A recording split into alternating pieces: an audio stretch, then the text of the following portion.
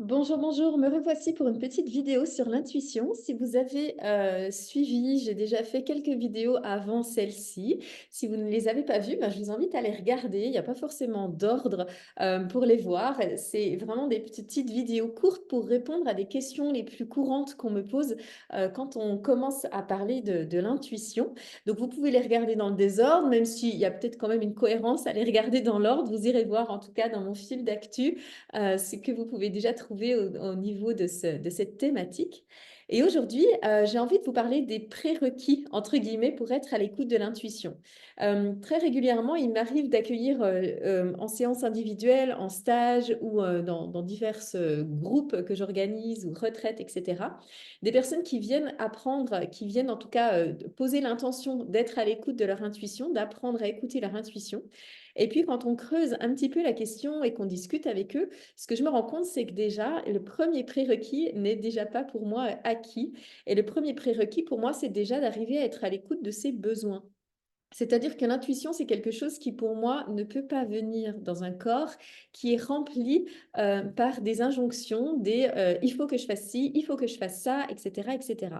Pour pouvoir être à l'écoute de son intuition, on doit faire de la place à l'intérieur de nous. Il doit y avoir une ouverture pour que quelque chose de plus subtil, de plus doux, de plus light, on va dire ça comme ça, puisse entrer en nous et nous parler et résonner comme une vérité à l'intérieur de nous.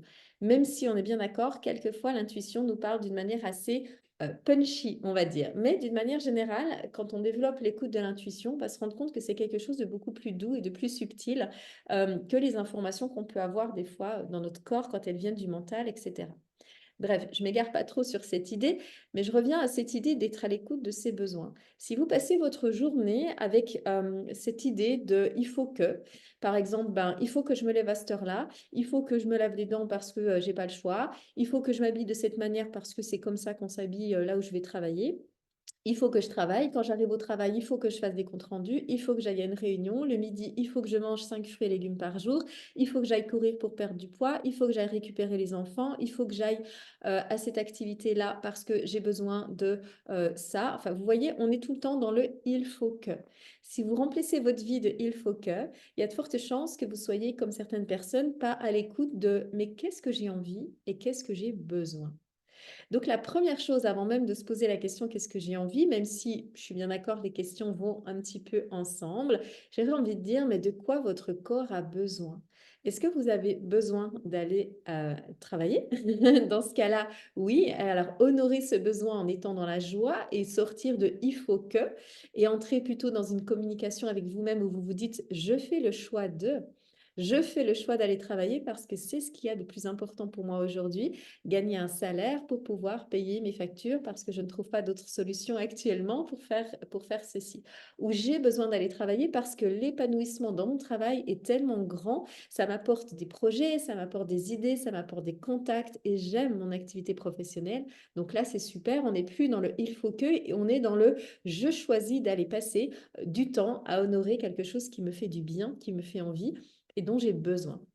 Est-ce que vous mangez 5 fruits et légumes par jour parce qu'on vous l'a dit à la télé ou parce que votre corps, ce jour-là, il a effectivement envie de manger 5 fruits et légumes? Vous voyez ce que je veux dire? C'est un petit peu un switch de nouveau dans la tête, comme j'en parlais dans les premières vidéos.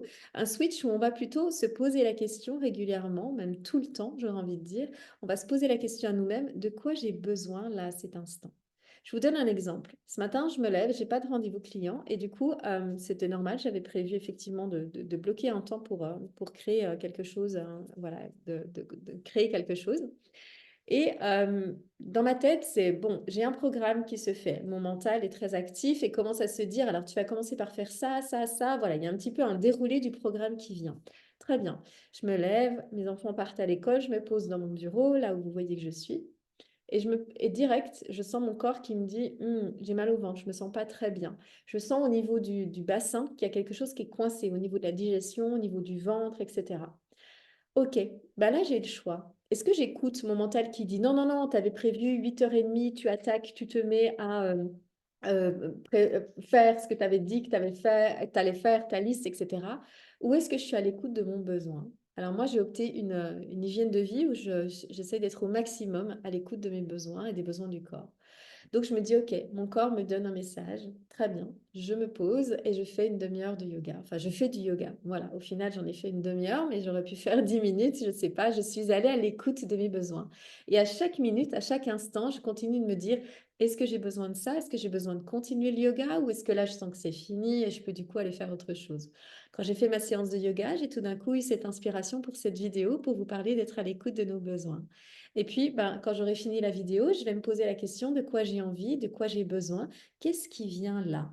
J'essaye d'être ce que je vous disais dans les vidéos précédentes, pardon, ce réceptacle vide, enfin je crois que je vous en ai parlé, sinon je vous en parle maintenant, d'être ce réceptacle vide. Et quand je dis vide, c'est pas vide de rien, vide de la mort ou vide de je ne sais quoi, c'est vide de toute injonction, de toute obligation, de toute obligation que je peux me mettre à moi-même. J'essaye d'être au maximum dans mes journées ce réceptacle vide, prêt à recevoir quelque chose d'intuitif qui peut du coup venir honorer la femme que je suis à cet instant.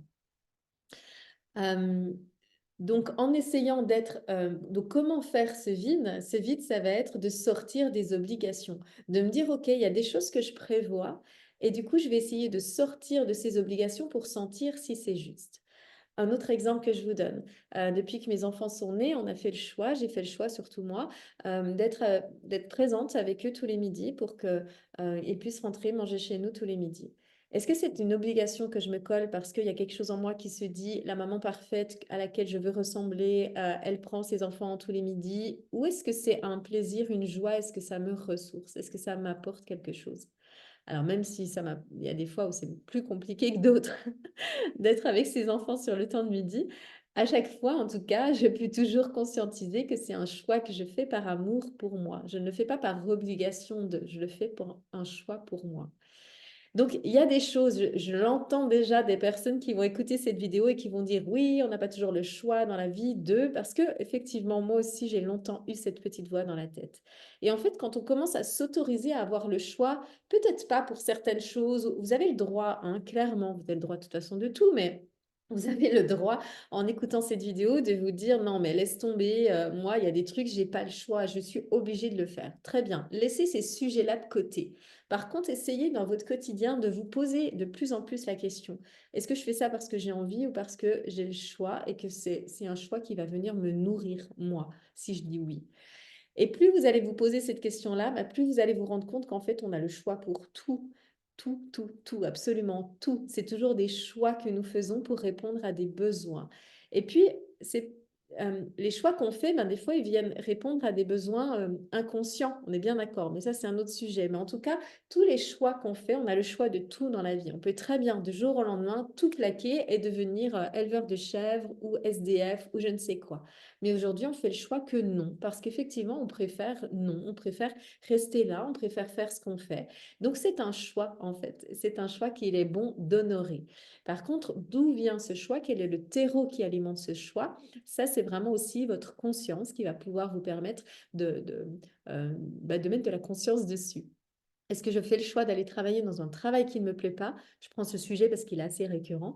Euh, Est-ce que je fais le choix de faire ça parce que du coup, pourquoi je fais ce choix d'aller travailler dans un travail qui ne me plaît pas? Parce que je n'ai pas le courage de reprendre une formation, parce que j'ai fait des choix dans mon passé, j'ai fait des emprunts et du coup, c'est important pour moi de rembourser ces dettes. Est-ce que parce que je fais le choix d'abord ramener de l'argent pour soutenir ma famille et que du coup, c'est un choix que je fais en conscience. Donc, honorer ce choix, c'est chouette, c'est magnifique.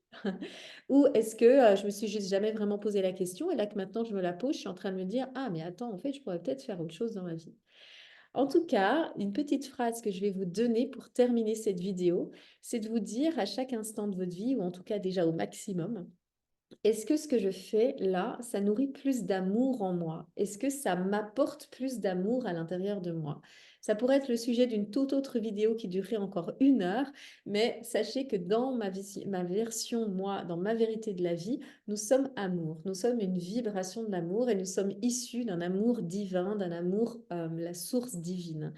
Et donc, cet amour que nous sommes, il est fait pour s'expanser vers encore plus d'amour. Donc, est-ce que lorsque je choisis d'aller au travail, d'aller faire des courses, d'aller emmener mes enfants à des activités, de les accueillir le midi, de faire du yoga, de manger 5 fruits et légumes par jour, est-ce que tout ça, je le fais par obligation, par injonction, par référence à des croyances et des conditionnements passés, ou est-ce que je le fais parce que à cet instant T, ça va nourrir plus d'amour à l'intérieur de moi? L'exemple du yoga ce matin, c'était ça. Je sentais que si je me mettais dans ma to-do list, j'allais pas nourrir de l'amour. J'allais faire le job, certes, mais ça allait pas être un job nourri d'amour. Là, le yoga m'a nourri avec tellement d'amour à l'intérieur de moi que là, je vous partage une vidéo gratuite parce que cet amour m'a nourri et que j'ai envie de transmettre quelque chose.